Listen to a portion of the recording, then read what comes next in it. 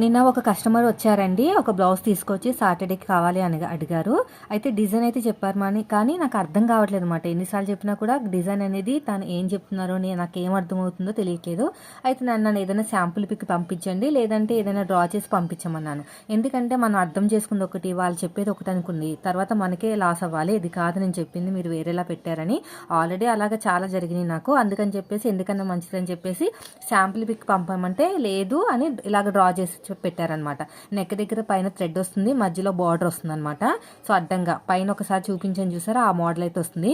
అలా ఎప్పుడైనా సరే మీ కస్టమర్లు ఏదైనా డిజైన్ చెప్పినప్పుడు వాళ్ళు ఒకటి మీరు ఒకటి అర్థం చేసుకున్నారు అనుకోండి, అంటే వాళ్ళు చెప్పింది మీకు అర్థమైతే పర్లేదు, ఏదైనా శాంపిల్ పిక్ చూపించమనండి, లేదంటే డ్రా చేసన్నా ఇమ్మనండి. ఎందుకంటే స్టార్టింగ్లో నాకు ఏం జరిగిందంటే వాళ్ళు ఒకటి చెప్పారు, నేను ఒకటి అర్థం చేసుకున్నాను, తర్వాత నేను బ్లౌజ్ పాడు చేశానని చెప్పేసి నన్ను బ్లేమ్ చేశారనమాట వేరే కస్టమర్.